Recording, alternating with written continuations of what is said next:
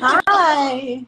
There we go. I don't know what was going on. Thank you for your patience. I feel like I update this thing every day now. It's so I know. I know. There's always another update and it's always confusing, at least for someone like me. I'm not a super tech savvy. yeah, me either. This is my first time doing it live, so thanks Whoa. everybody for bearing with us. Yeah, amazing. I'm so humbled to get to chat with you. Yeah, you too. It's nice to meet you. Well, or Likewise. meet you, or whatever they say. I know. I feel like the closest we can meet in real life in today's current world. Yeah. I'm so happy to chat with you today. And so if you're just tuning in, we're here today with Korina of EMME. And yeah, thank you so much for taking the time. I know you mentioned you've been traveling and sounds like you've had a busy schedule. Yeah. I'm on very little sleep, but I'm trying to rally. Um, yeah, it's just weird. I just came to LA and the time it's only a 3 hour time difference, but it still gets to you sometimes. So Definitely. Are you in LA right now then? yeah, I am. Yeah. Yeah, So. I'm just down the coast from you in San Diego. Oh, nice, awesome. Yeah, so I'm in LA right now, which is the occupied territories of the Tongva and Chumash people. So I just want to recognize that. But I do live in I live in Brooklyn, New York, which is Lenape-Hoking, Canarsie territories. So, and then Yeah. I have a dog here, so you might hear some barking. That's great. That's great. Yeah, and I'm in San Diego, which is Kumeyaay territories here, Awesome. really close to the border. Cool. Yeah. Well, I know there's so many things to talk about and so many different ideas that would be great to dive into. But before we get into more details about your brand and about your work, I think it would be really interesting to hear kind of your fashion horror story, or I guess what sort of reality or frustration brought you into the fashion industry and really wanted kind of made you want to push for more transformation in the industry. Yeah.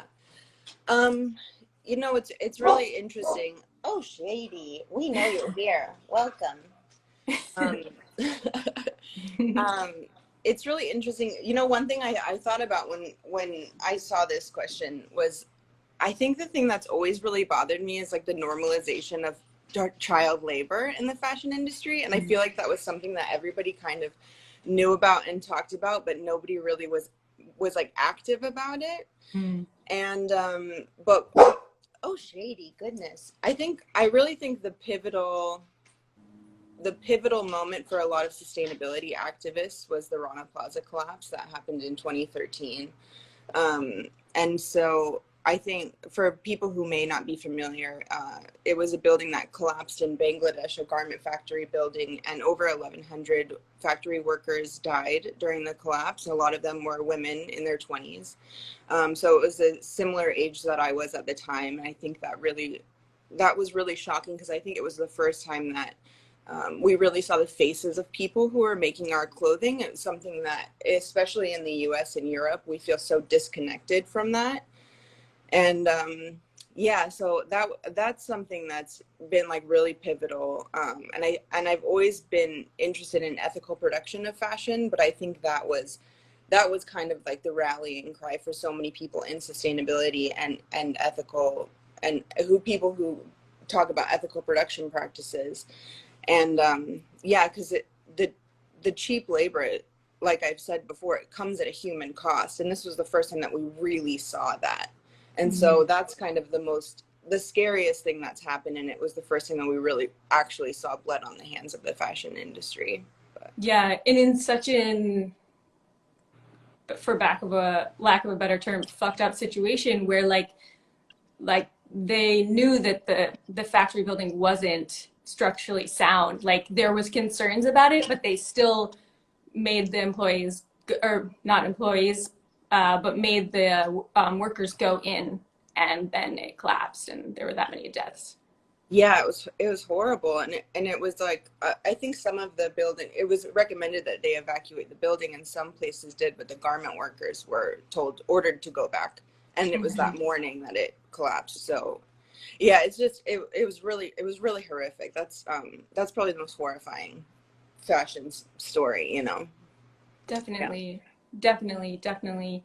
Yeah. I guess so when it comes to your brand and developing your brand, did it launch after Rana Plaza or was it before that? And what, I guess, really inspired the development of wanting to build your own brand, which is, by the way, like so stunning and so vibrant and so bold. Like the colors I love. So if you don't know EMME yet, please check it out. Yeah, yeah, you guys can check it out. Obviously on my Instagram, but also it's emmerichny.com. But I officially launched my brand in about 2015. Um, but it's gone through so many different evolutions. And I think when I was younger, I really wanted to, I was like, oh, I want to have a fashion empire and like do all this stuff. And I thought it was just this like super glamorous industry where everybody was wealthy and like you got invited to the coolest parties or like, you know, whatever you think when you're reading all these magazines. And then the more that I had worked, um, more that I worked and learned about the industry, the more it was like this gold-plated disguise. And the more layers that I peeled away, you started to really see what was rotting underneath. And as like a young person, we mostly, you know, I didn't come from money. I didn't come from money. I grew up with a single mom, and then my parents, my dad, and my stepmom were teachers. And it was like an amazing support system, but it wasn't like a financial support system. So a lot of what we did, we shopped mostly thrift. And my mother, even shopping thrift, was always really conscious about where items were made. And so it was kind of something that was always ingrained in me to be really responsible in the choices that you make in the clothing that you purchase. And I'm 35 years old now, so I predate fast fashion. Like we didn't have Forever 21 in the mall where I grew up. And so Same, I'm 35 as well. oh yeah, cool. Isn't it great? It's a good era. Yeah. But I really saw this shift of like this crazy overconsumption that started happening. And I think we consciously were able to see when it really became about quantity over quality in the clothing that was being pushed, especially to the ages that we were at the time. But so EMME was like, I always knew that I was more focused on ethical production practices, and that was really my priority coming into it. So when I started producing, I produced everything locally in New York on 37th Street. And you know, we made sure everything was legal, everybody was paid fair, and like fair wages was always really important to me. And I think also the fact that I didn't come from money and I didn't have any financial backing, I was really aware of all the steps that it takes to do this because I was the one running all the errands. I was working at night to be able to pay for everything. So it was like I really respected the labor that went into it. And it wasn't like I just designed a bunch of stuff, shipped off the designs overseas, and then magically received this box of goods, which so many people think like, oh, it's, you know, you just magically receive this stuff. And it's like, and now I can tell like everything that I do is handmade. But the fact of the matter is that all clothing is handmade, that there's a person behind everything, a group of people behind every garment that we own. And that's something that I think we really need to start recognizing more. But yeah, so it was interesting when I was really young. I didn't really want to be like an Indigenous designer. So I'm originally from Coast Salish territories in the Pacific Northwest. My father is Puyallup, from the Puyallup tribe. My mother is white. And so I didn't really want to push like my indigeneity into my design when I was younger, because I wanted to emulate people like Alexander McQueen or like, you know, all those 90s really glamorous designers that we grew up with. And I think the older I got, I realized that I'm not actually a white British man and that I really need to just push what I know and where I come from. And that kind of, I think that formulated the brand, and then it became this mix of really the dualities that I exist in this my hometown on the coast and growing up, like hiking all the time, fishing all the time, and then moving 12 years ago to New York City. So it kind of became this balance of, yeah, this like weird mix of like natural and urban or whatever. Yeah. Yeah, that's really beautiful. Thank you for sharing that process. And that resonates with me because of being from the same era. And I definitely was growing up with like, I grew up in a tiny town on the Mississippi River in Wisconsin, and I grew up like looking at fashion magazines. Like that was my thing. But there weren't a lot of people around me that were doing that, and so I just kind of did it in my own little bubble. And Alexander McQueen was one of my favorite designers. And again, I had this in my mind that it was like this glamorous thing to be in the fashion industry. And I ended up interning with People Tree in London after college. And I was like, suddenly like everything transformed in what I thought about the fashion industry. And it was like everything kind of crashed down. And I was like, wow, there's all these other layers to it. But I guess one of the things that I was reading about and listening to some of the videos that you've done on your website, one of the things that came up was how your production process is, and that are you still doing everything just you with your two hands? Yeah, yes, and I feel like I'm losing my mind. I have one person that helps me sew remotely. Her name's Marcy, and she is incredible. But it's a weird time, especially during COVID, because I was looking for people to bring in, and then COVID hit, and it's like, okay, well, I guess we're gonna continue with this mode, but it's everything that I was making. I was in department stores originally, and it wasn't a sustainable solution, right? If we're talking about sustaining like your mental, physical health, because it was just so crazy to try and meet these minimums and the amount of money that you had to put out while at the same time that I was working at night. But I quickly realized that the only way that you can really survive as a clothing designer almost in this day and age is like through exploitation of labor, is to be able to outsource things for really cheap, because it's really difficult to start a fashion company, right? So I drew back, what at the time felt like a major failure, pulling out of department stores. But I realized that the ethos that I have now to do the made to order, that I'm not creating extra stock. So everything that is ordered is then made. So in a way that's like an element of eliminating waste, right? Because we don't have excess. Right. But as I'm kind of gaining momentum, I guess I need to start reevaluating. So I'm going to start bringing in some people to help me. Yeah, that's a lot. Yeah, it's been a lot. So I ran away for a couple of days because I needed a break. Good for you. Yeah, good for you. I mean, I think whenever I learn about designers that are doing everything with their own two hands, there's so much like more like extra meaning and like beauty in that, because I think we don't, like you mentioned, like we're so disconnected from the production process in the US often, and in the UK, but to have someone that has a brand that actually made a garment for you, I think there's a lot of meaning with that, and I think it helps us like cherish our things more, or it does for me, because when I think about it, that someone actually constructed this, like someone that I know who they are, that has a lot of impact. Yeah, it really does. I actually have a note on my sewing machine that says your energy goes into your work, so that I always remember, like, I think about the people who I'm making it for, while I'm going through the process, and I think that's something that's really important, is that we've gotten to a point,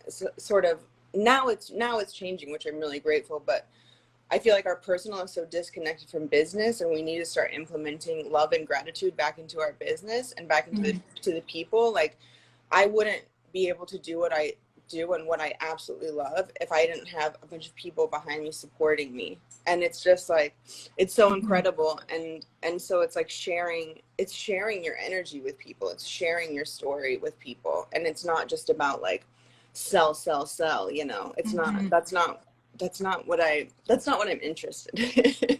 Yeah, definitely. Yeah, I'm a new mother. Like I have an almost 11-month-old baby, and I feel like that community element is like so much more glaringly obvious to me now because it's like I can't do it alone. I Mhm. need help to Yeah, oh pull my it God. all off. Yeah, I hear that for sure, for sure. Well, I wanted to touch on your newest collection. I watched a video the other day where you kind of shared some of the background on it. And I guess I was really drawn to the way that you explained the background on this collection, Mother of Waters. Mhm. And so, yeah, can you share a bit more on that with us? And is this an example of kind of how your inspiration process works, or does it depend on what's going on around you? Yeah, it really depends. I think I've lately I've been really missing my home. So a lot of my collections have been really inspired by my home territories. Like the previous collection was called Anadromous, and it was all fishermen inspired because I come from a long line of fishermen. And so this collection, I wanted to. It was a small collection this season because it's been really crazy, and it was just kind of hard to jump back into that with everything that's going on in the world. But I wanted to have some sort of creative outlet, so I really wanted to look back to my homelands in the Pacific Northwest. And the collection, it's called Mother of Waters because it is inspired by mountain, the Cascade Mountain Range, and more particularly what's called Mount Rainier, which is its colonial name we call Tishwak, which means like skyscraper, like because it's the highest peak in Washington State. Um, and its glaciers melt off to create the head watersheds within the area. So that's why it's known as the Mother of Waters. But it's really interesting because Mount Rainier is also an active volcano. And so I really like to think about this idea of this really, really powerful force that is so beautiful and so giving, but at the same time has this possibility for like total destruction, right? And it's like this weird time that we're living in right now where we're living in this duality between great power and great uncertainty because everything is shifting right now. And we can actually see it happening right in front of our eyes, which is just, I mean, it's such a wild time, right? I think everybody's super affected by what's going on. Mm-hmm. But yeah, so looking back to that for inspiration was really grounding for me. Yeah. Mm-hmm. But It is such an intense time. Do you, just when you were talking, it made me question if we're able to kind of see it so clearly right now because we're all slowed down a little bit more. Do you think mhm. that's part of it, or like how is it that is it because it's happening so rapidly, or like why are we able to see it so visibly right now?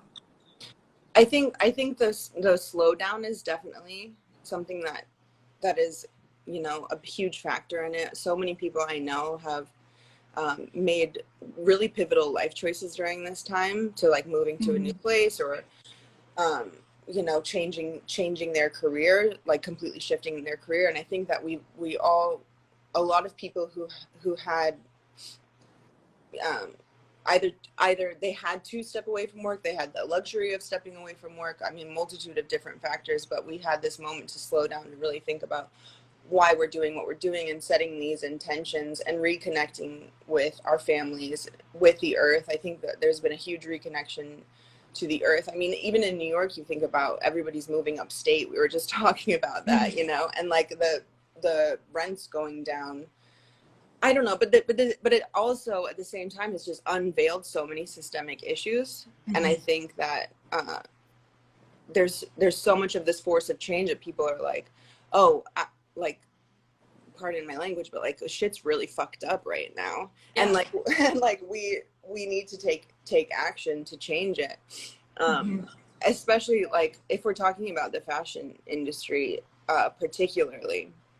I think, you know, we talk about Rana Plaza collapse, which was a pivotal event that really opened the eyes of the consumer. But at the same time, what happens on a daily basis is that poverty is also a major killer. Hunger is a major killer.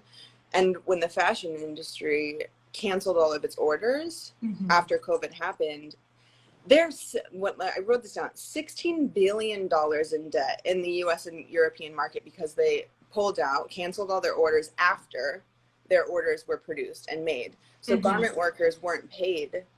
And it was like, but there's all this product sitting there. Yeah, right. Which is like, people already use their hands to make the products. Yeah. So they already put in the labor and they're not being paid. So it's like $40 billion worth of orders went unpaid, and that was a measly $2 billion of garment workers' pay.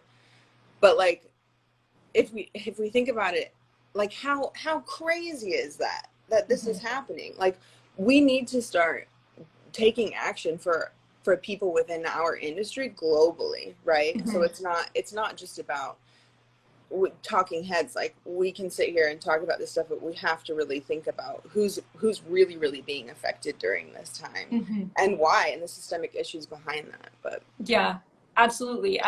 And I mean, like you said, it's become so much more like glaringly real right now with what's happened with COVID and the pandemic. But the reality is this has been going on for years and years and years. And like, it's all part of like the systemic issues. And like the fashion industry, if we talk about the industry at large, like fashion is built on like the exploitation of people, like the extraction of land, like it's built on oppressive, like bullshit systems. And it's been like that. And I feel like now we're in this point where it's becoming so much more front of mind, because it's like, you can't run away from it right now. Here's what's happening, and we're able to see it more visibly. And another layer that we really wanted to dive into in this conversation is another layer of how the fashion industry has many issues. And I feel so privileged as like a white woman to be able to connect with you on ideas around cultural appropriation in the industry, something that I feel like also the fashion industry has been built on appropriating other cultures, if you really look back historically.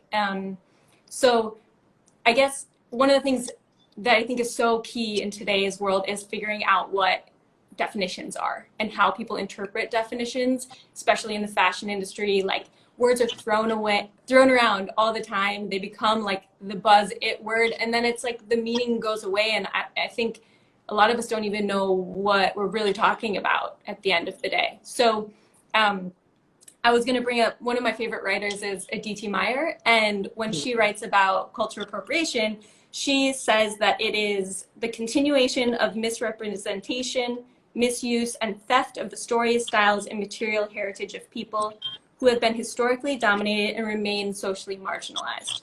So that's how Aditi kind of frames it. But I think it's so important to start at like a definition or a framework standpoint. So for you and how you think about cultural appropriation, what does it mean to you? Yeah, I shout out to Aditi because she's an incredible person. But I just actually did a class on cultural appropriation, and so I pulled two quotes that I want to read. One is from a First Nations author, Lenore Keeshan Tobias. She says, cultural appropriation is taking from a culture that is not one's own, intellectual property, cultural expressions and artifacts, history and ways of knowledge. But like you said, I think it's really important to acknowledge who's being affected negatively by appropriation. So the other person I wanted to quote is Dr. Adrienne Keene, who's a blogger and author, writer, incredible person. She has a blog, everybody go to it after this. It's nativeappropriations.com. She's been doing this work for 10 years. So shout out to Adrienne. But she says there's always an inherent power imbalance. It is the dominant group taking from a marginalized group. With cultural appropriation, this also often plays out in the realities of colonization. It is the colonizer taking from the colonized. And so I think that's something that really needs to be noted as a factor, and why we're continuing to fight cultural appropriation, why we're continuing to fight for our own representation and our own control over our image. And that's the thing that's like, there's this back and forth within a lot of our communities. And I want to say that I do not speak for everyone. Absolutely not. We are not a monolith. The Native community is so incredibly diverse and vast that I can only speak from my own perspective and my own opinions. But a lot of people say often, you know, why are we still talking about cultural appropriation when there's so many other things going on?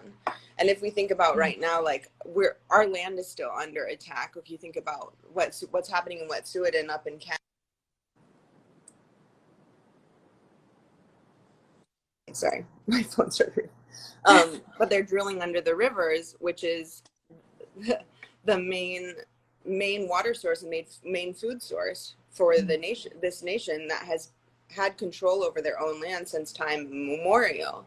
And so there are so many things that are going on, but at the same time, we're still in this fight for our own representation, because that does hold power when we're talking about people not recognizing or upholding Indigenous sovereignty or Indigenous law, because we're still seen as historical characters, which we are not. We are existing here now today. We're seen almost as mythical characters, which is totally crazy to me. And now in this time that we're approaching Halloween, and you can still find Indian maiden costumes online, right?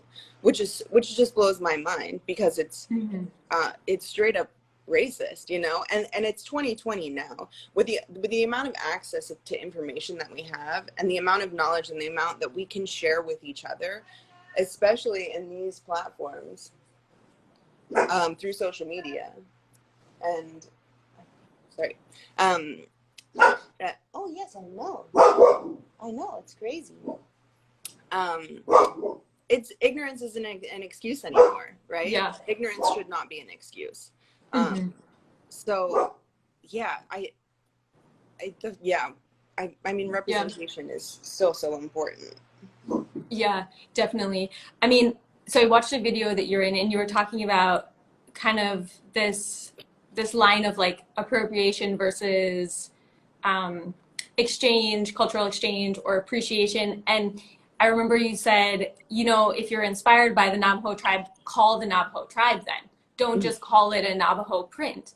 Right. And I thought that was really refreshing to hear, just like how direct you were about it. And I don't know, it's just, I find it really challenging to watch the fashion industry continue to make such a blatant, like, disgusting, atrocious, like, cultural appropriation on the runway. Like, I feel like it just happens again and again, and it's like something goes down the runway and you think, okay, yes, representation, as you're talking about, is so key, and we know that is a massive issue, but like, because of who's like in the chain of command to, you know, make the decisions of what goes out in that collection.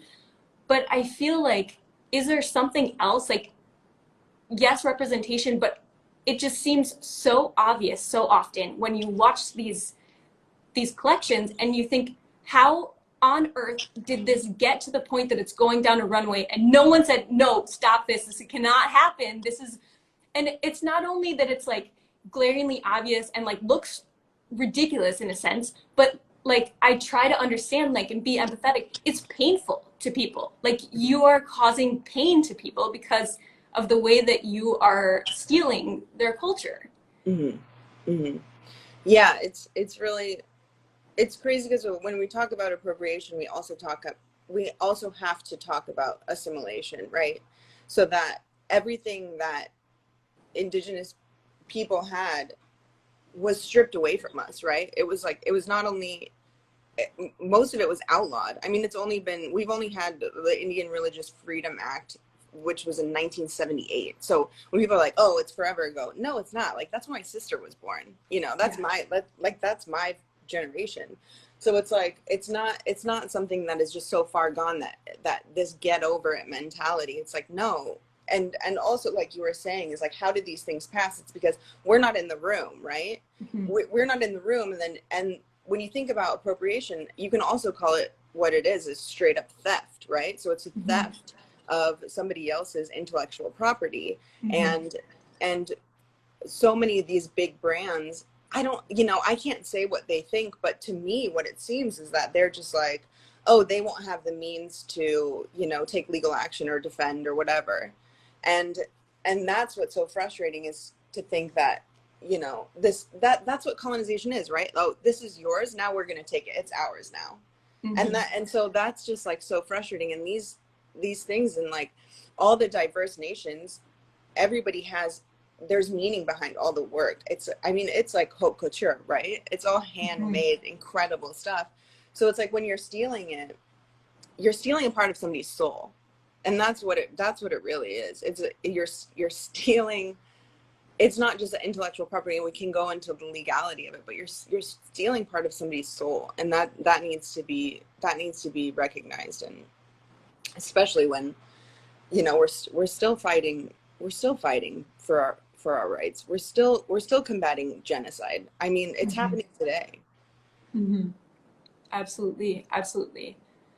Yeah, absolutely. I think one of the things that is tricky and that a lot of times comes up in conversation, or people are kind of seeking answers, and obviously there's not one answer to any of these situations, like they're so nuanced, but I think it is like, is it possible to be inspired by a culture that is not your own and still make something or create something that is not culturally appropriating? Like, is that possible? Or do you need to just get more creative and stop stealing?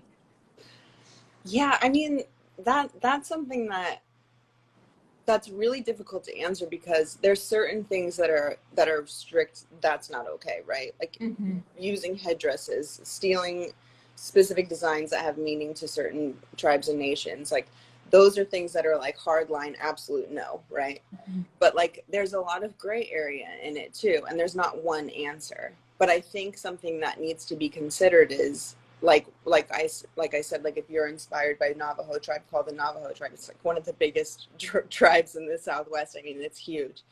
And we need to, if people are going to be like, oh, I want to use this as a reference, why not collaborate?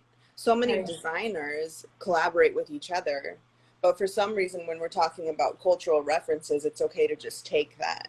It's like, but there's so many artists and so many people who are incredibly talented. I mean, I think about a lot of people within the fashion community, the Native fashion community, who are just so, oh my God, like phenomenal artists and designers. And I think that the best answer to give is really like, well, why support Indigenous inspired art when you can actually support Indigenous artists? So yeah. But that's the thing, that these conversations are so important, because we can talk about it for years. We can talk about these answers, or breaking down what the right things to do are, you know, how to be respectful, how to have gratitude. I think that's something that really needs to come into the fashion industry. Yeah, I don't know. There's not one answer. I think that's, but it needs to be an ongoing conversation. And First Nations and Indigenous people need to be involved in those conversations. Definitely.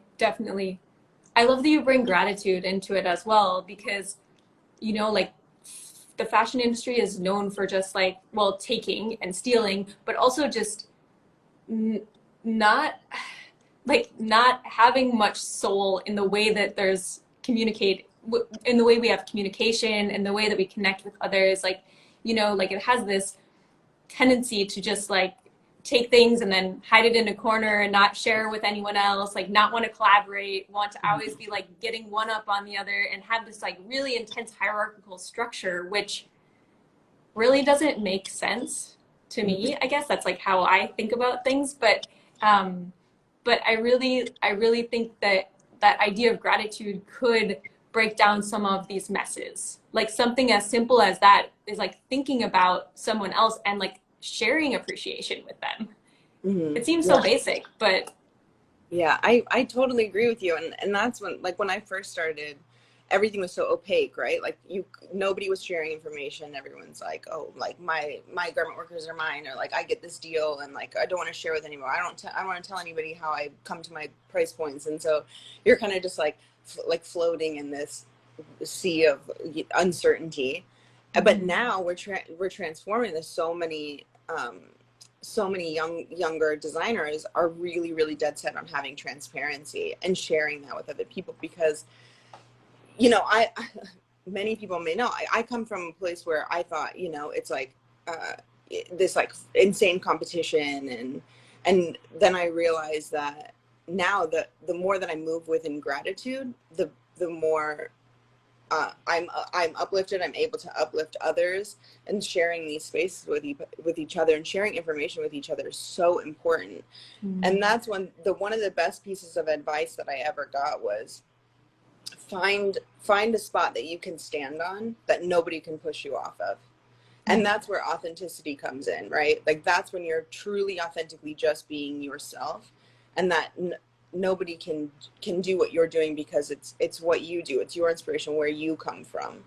And so there's no reason to knock people out, right? Because there's space for everyone. We're all different. We all have our own voice. We all have our own things to say. And I think now we've finally gotten to this place where we're so supportive of each other. And I think that's fucking great. I'm really happy. Yeah. Definitely. And it seems like when that like pushing down of others is happening, I think maybe it's like getting older, being 35 now or something, but Yeah. I feel like when I see that now, it just makes me think, oh, you must be insecure about something, or not in a condescending way. I said that, but just in a way that like maybe something like you're not feeling confident about something. And I guess that community thing, I think, is definitely transforming in fashion, and it's cool to hear from you as a designer that you're also feeling that. Yeah. I mean, there's so many people who I work with. I serve on the board of directors at the Slow Factory Foundation, which is a sustainable literacy initiative, and it's just like it's such an awesome community of people. And there's no way I would have the opportunities that I have if it wasn't for them. And I can go down this path of gratitude, right? And these people that really helped me out and like stuck it out, and but it's a give and take, right? So like you support others as they support you, and I think that does come with age, because when I was younger, I was totally unaware of that, right? And it was kind of like this individualistic mentality, and now it's all about community. I mean, like that's the only reason that I've had any growth is through community. Yeah. Something that definitely should be like integrated into education and fashion programs more is probably that. Yeah, totally. Yeah, and I'm grateful to hold space with you today also, because this is fun. Likewise. I'm so grateful to chat with you. Well, I want to open it up for questions so anyone listening can ask you questions, but I guess one thing I wanted to ask before we get there, and if anyone does have questions, they can drop them in that little like question box down there, and then we'll get to those. But I think it's always good for us as like everyday people to think about what we can be doing. Obviously, there's so much we need to be doing in today's world with all of the messes that exist and all the, the inequity and the layers and layers of issues that we have. But if you think of us as everyday people, how would you suggest that we can, in our everyday interactions or in our fashion purchases or however it might be, we can combat cultural appropriation? Yeah, I mean, I'll go back to say the number one thing that you can do is support Indigenous designers instead of Indigenous inspired design. And I think that's the number one, but also, there's often, I get a lot of messages sometimes where it's like, oh, look at this. Did you see this? This is so effed up. And it's kind of like, yeah, cool, thanks for showing me, but like I already know that stuff's out there. So it's like I want people to share with their communities. And I think it's important to say, like, if you see something, don't just share it with like people who are actively working against cultural appropriation. Share it within your own space, your own communities. If you have 2 followers or 200,000 followers, call it out to your own community. And I think that's really important, because if it's sent to one person, the buck stops there, right? When you can share it with everybody, if you see something that's not okay. But again, I will say that the best thing to do is to support Indigenous designers. There's a company called 8th Generation that's based out of Seattle, and they say inspired natives, not native inspired. And amazing. Yeah, they're incredible. But I like to say, if you're looking for Indigenous designers, one of the best places to start, go to the people that I follow, you know, and then like go down my follow list, because we have such a great community. But that's a good place to start finding, you know, Indigenous designers. Definitely. That's a great suggestion. Mm-hmm. That's a great suggestion. Yeah. Well, let's see what we have for questions here. Okay. Alicia says, what would your advice be on an international student wanting to join the sustainable fashion industry in the US or Europe? Oh, I mean, I don't know. I mean, just do it. I feel like there's so many incredible organizations that do sustainable initiatives. Yeah, I don't know. I mean, start, you know, we're in the Sustainable Fashion Forum. That's a great place to start. Sustainable Fashion Forum, Slow Factory Foundation is a global outreach. Yeah, Fashion Revolution, Ursula de Castro, freaking incredible. Fashion Revolution is all over the globe. Also, that's a great place to look into. Yeah, I don't know. Do you have any advice for that question? I feel like, yeah, there's initiatives all over now. I think maybe just start locally. Maybe start with your community and find out if there's anyone working on sustainability and fashion locally, and kind of develop from there. Because I mean, it is really incredible to look back now and think about, you know, over the last 10 or 12 years that I've been in the industry, how many more, you know, initiatives and projects and designers have kind of evolved and become part of this community. It's really powerful. But I think, you know, being in San Diego, when I first moved here, I didn't think that anyone else was talking about this. And then I held an event, and then it was like, whoa, there's all these people really interested in it. And I think that there's more people around you than we realize nowadays, which is exciting. Oh yeah, I mean, I've been working closely with someone who's helping me, you know, take care of my finances, because I'm not a business person. I'm an artist, right? I have no idea what I'm doing. But he was telling me that really the only people who are successfully moving forward in their brands are people who have sustainable initiatives, because that's the number one most important thing right now. Is if we're going to continue to create more stuff, we have to think about how to be involved in circularity, how to be involved in regenerative solutions, and it's not just about creating waste anymore. That's not an option anymore. So it's really, it should be everybody should be doing this, right? Yeah, it's not a buzzword. It should be the norm.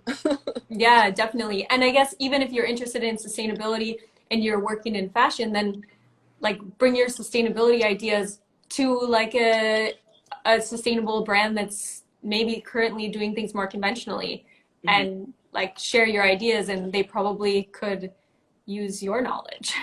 Oh yeah, for sure. Everybody, and that's the thing with this is like, there's room for everybody. Everybody has amazing ideas, and we all have this incredible input, and that's really what the solutions will be based on, right? It's like creating diversity within these rooms, instead it's not just a one person, which is where we're coming from this like white supremacist led industry, where it's created like so much catastrophe. But now it's like we're so innately aware of the need to diversify the rooms and the spaces that we occupy, because that's where the solutions are. Yeah, and we're coming from this like messed up linear approach, and like going, yeah, and listening more can bring us back to this kind of circular approach. Oh yeah, for sure. Let's see, I saw another question. Someone was asking about if you have any suggestions for internships for Native designers. Oh, I'm looking for some interns. There you go. Yeah, I mean, you know, there's people all over. I guess it really, I will say exactly what you said. Start local. You know, look at where, look at who's working in your neighborhood. I mean, and study on the skill set. Mentorship is so important, especially in the Native community, right? So like, yeah, yeah, start local. I'm also looking for some interns, so DM me if you are in New York area. That's awesome. Perfect. Let's see. there's a question, as a new brand, what advice would you give for getting the message out? I'm Indian British, have used my heritage and culture to design, using fabrics that are organic, sustainable, and dead stock. Gigi by Odedra. Oh, that's awesome. You know, it's interesting because I have recently felt this catapult in like media sharing or whatever. But I've been working on this stuff for like a decade. So time, you know, it takes time. It takes a lot of time. But I think, you know, get involved within your community. One of the pivotal events that that kind of like launched what I was doing was I did the Vancouver Indigenous Fashion Week, which is based in Vancouver, Canada, also the Pacific Northwest area. So it was like Coast Salish territories, right? And although I'm from America, the borderline between Indigenous people is like doesn't exist, right? So we're all Coast Salish people. So that was like I was invited into that space to hold space and community with those people. And shout out to Jolene, who runs Vancouver Indigenous Fashion Week, because she just is like such an incredible force for media representation and supporting the community. But start small, and you know, you will grow. And I always say the best advice that I can give is continue to work, because when the opportunity presents itself, you need to be ready. So you can't wait for the opportunity and then be like, oh, I guess I'll make this collection. It's like, no, like keep working, keep doing what you're doing. And when somebody goes, do you have a collection you want to show next week? Yes, I do, you know? Yeah, that's great advice. Let's see. Huddleberry Finn says, how do you create community in 2020? Oh, hey, Huddleberry, I know who that is. How do you create community in 2020? Well, you know what, actually, because I know, hey, Huddleberry, because I know you through social media, right? We have this like weird, crazy social media community and this like native support system through social media. And that's been an incredible community because we've been able to share so much and be involved in so much through social media. And that's like the kind of this like new force for community. Yeah, definitely. I think sometimes we hear like all the negatives about it, and there's like the new social network film that's like exploring all of the issues with the social world. But I think if it's used in the right way, it's still powerful, right? Yeah, I you know, I talk about this often, and I say I could argue with myself in the mirror for hours, pros and cons of social media, because I think it is incredibly pivotal to pushing movements. And yeah, especially globally. It's you know, we've seen the effects of it with anti-racism movements, with the Black Lives Matter movement. Even talking about cultural appropriation, now we have this power to combat cultural appropriation and to have control over our own image through social media. Yeah, but you know, unfortunately, the world we live in is like crazy. Yeah, definitely, definitely. Gigi just said, thanks so much for the advice. I debuted my first collection at New York Fashion Week in February 2020. Oh, awesome. Yeah, congrats. That's so cool. Okay, one more question is from Rob Hapgood. What process do you have that promote and use to be sustainably resourceful? Yeah. Oh, so one of my collection in 2019 was made all from upcycled menswear. So I love doing upcycling. That's something that I really look to. And it's a really cool way to get inspired. I also say that working within limitations is actually really inspiring. So I make sure the majority of the work that I do is all natural materials, so that it's, you know, contextually like biodegradable, and it's not going to create waste. Like if we think about polyester, right? Polyester takes over 200 years to break down. So every polyester garment that has been created is still on this earth. And if we think about doing, we study how natural materials break down if we use like unbleached and especially the way that our dyes are, we focus on low impact dyes. Everything in Mother of Waters was made using GOTS certified organic cotton, so that was really important. But it is something, you know, larger brands have the opportunity to have these really high-end tech solutions to sustainability, and as smaller designers, we don't have access to that. And sustainability, textile sustainability companies, I feel like I wish they would cut down their minimums, right? Because that's something that's always difficult when you're starting out, is that the minimums are out of your reach. But it's real. I think finding creative solutions is the number one thing, and working within limitations is also something that's really really inspiring. But I hugely push upcycling. I think that's so freaking cool. Yeah.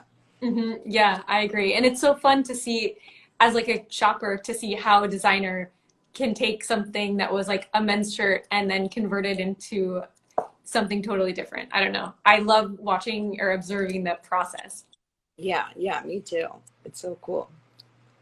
Let's see. So I'm started my own brand, Vibe in India. I'm facing issues engaging with people. How could I do it in a better way? Oh, sorry. Can you read that? Wait. Oh no, I can see it. I have started my own brand. I'm facing issues engaging with people. What is the last part? How can I do it in a better way? Engage with people? I think so, yeah. Um, you know what? I I'm a super introverted person. And I get like really awkward in social situations. So this kind of thing is better for me. I have less anxiety around it. But it's really weird.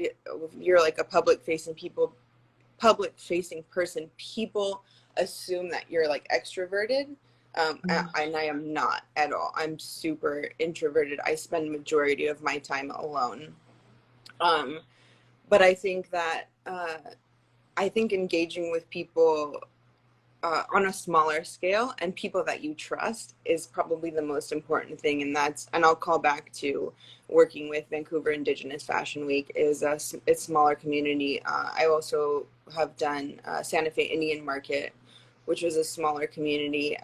And usually I'll have my sister attached to my hip also to just keep me grounded. But I don't know if that's helpful, but yeah, I don't want to have a misconception that I'm out there talking to people all the time, because I'm not. I mostly spend my time alone working. I think that's helpful because I think it is hard. You think that all designers are, I don't know why there's that assumption, but maybe it's because of kind of like the way the fashion industry has that like air about it. So do you think that designers would be just, I don't know, willing to talk to everyone at all times? But I think it's beautiful to hear from designers that have different personality types, because obviously every designer is not going to be the same in the way they approach things. Yeah. And then you know, God, call back to social media. And I don't mean to be like social media is great, because it's not. It's actually kind of effed up. But I do content creation. I love creating, right? So I say sometimes like, oh, I wish my social media was actually my life. Because you know, but it's fun to do this content creation. And yeah, it's a creative outlet. It's another creative outlet. Definitely. And it is an educational tool. Like, I feel like I've learned so much through social media, through following people, and when I can, supporting them financially, you know. And I think that yeah, it has its issues, but there's a community there that if you engage with the right parts of it, it can be really helpful. Yeah, totally. Definitely. Well, we have like 2 minutes, I think, and then usually Instagram will kick us off. Oh, okay. um, um, I want to thank you so much for taking the time. I know you've been super busy and traveling. Like, I'm so humbled to have had the chance to chat with you and admire your work so much. Oh, thank you. Yeah, it was so cool to talk to you too. And I am tired, but I always feel better after these conversations and be like, oh yeah, we have this community of really awesome people, and that's always so nice. And so thank you everybody that's like hanging out with us right now. I really Yeah, appreciate it. it is. It's like a mini rush, and because we can't hang out in person as much nowadays, I feel like I get off of these and I'm always like, oh, this was really motivating. Like I had a real like conversation with someone. While it Yeah, was through a screen, it meant something. yeah, I agree. Yeah, so thank you so much for having me, and keep watching the stories on. I'll let you do Keep watching the stories on SMF. Yeah. that. And yeah, go follow Korina and her work and support her and order some of her amazing pieces. Like I've got my eye on some things that I've been saving for. Oh, cool. Thank you so much. I really appreciated it. It was so cool to talk to you. Likewise. Thank you so much. All right. Have a good day. You too. Bye.